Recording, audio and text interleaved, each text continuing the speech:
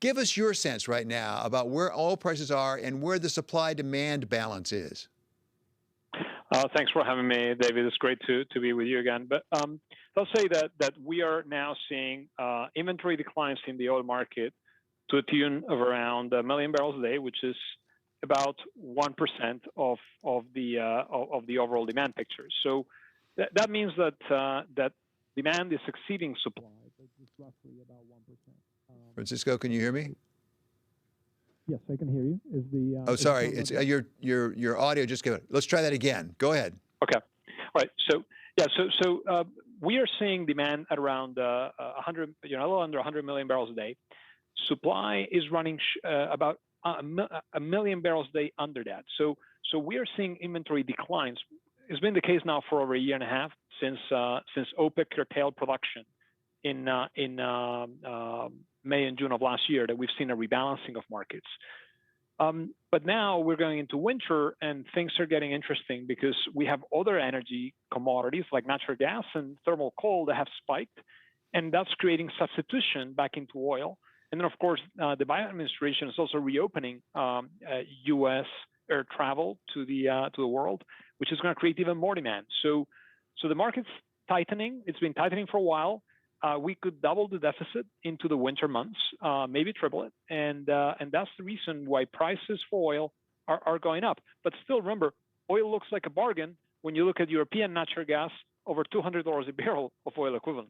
So let's talk about that substitution you just referred to between oil on the one hand and natural gas on the other. I've heard conflicting things. Some say, yes, a power plant can, to some extent, some power plants switch over to coal or to fuel oil in order to power themselves. Others saying it's very difficult to do. Is there really substitution?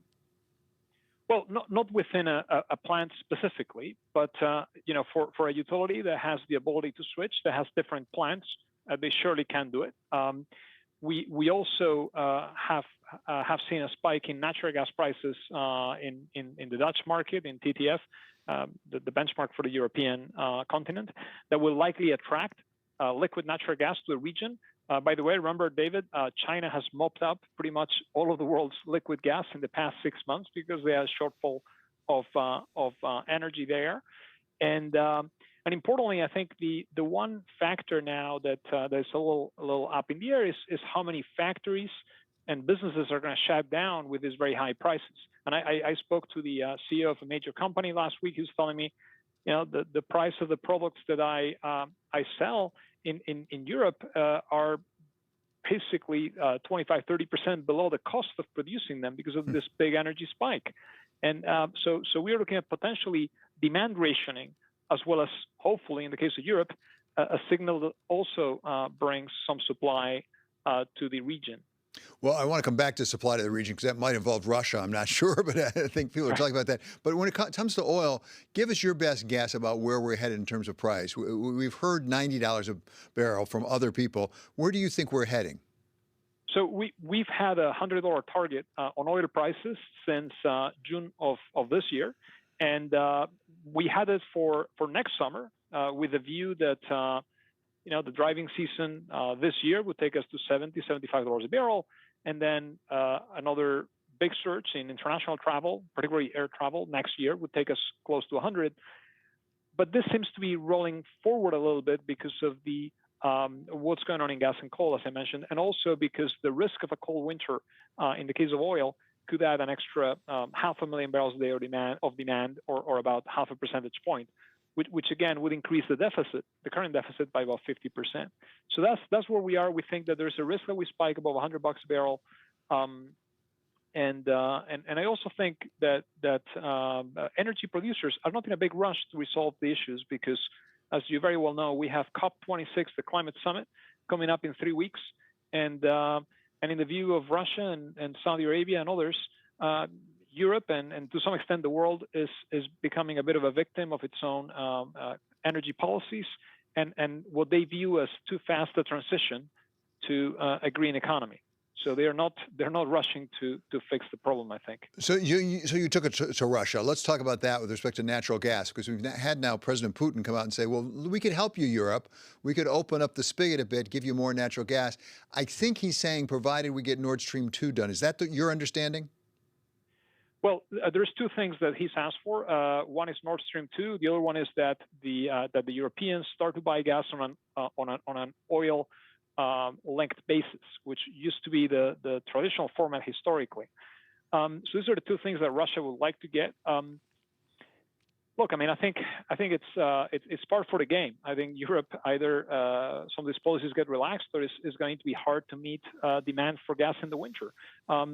And also, there's those that question whether Russia actually has enough gas to supply the deficit in Europe. Because remember, the deficit in Europe is coming on the back of liquid gas, as I mentioned, all going to China. But also, the second factor that people often don't mention much is that domestic supply in Europe of gas is down 10% year on year because we've stopped investing in hydrocarbons.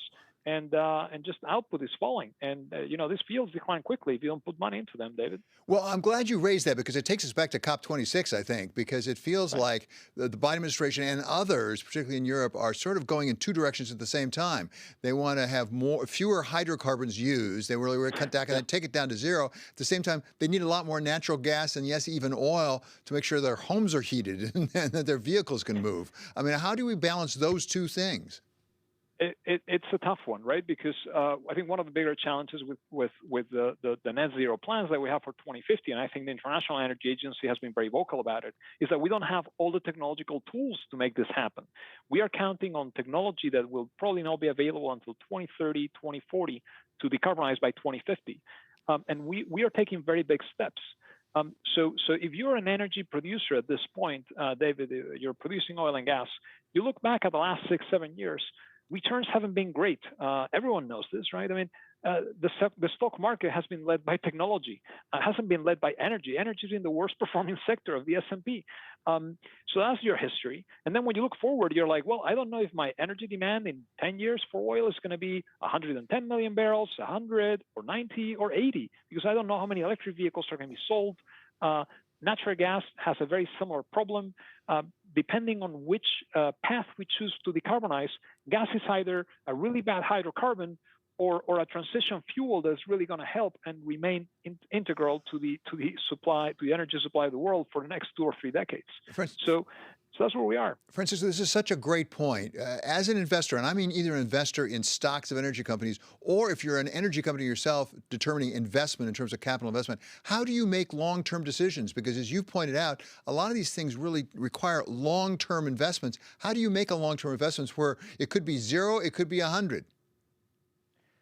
I think we just need a lot more clarity from COP26. And I fear, David, going in with these very high carbon prices in Europe, because remember, it's not just natural gas. The price of CO2 allowances has also spiked above $70 per ton or 60 euros per ton of CO2. European companies are complaining. The negative margins that Europeans are facing are not just the result of high natural gas prices, they're also a result of high CO2 prices. It is cheaper to produce abroad and bring into Europe. So either we start putting climate tariffs in place, which I think would probably do more damage than good to global trade, or we come up with some solution on COP26. But we don't have a lot of time.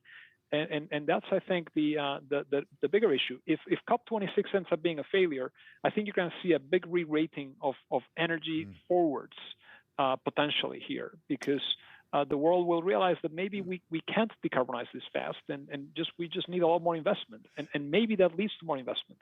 But we have a very, very tight straitjacket around the world energy economy right now, and the solutions are not easy. As you pointed out, you can't decarbonize and keep consuming oil and gas.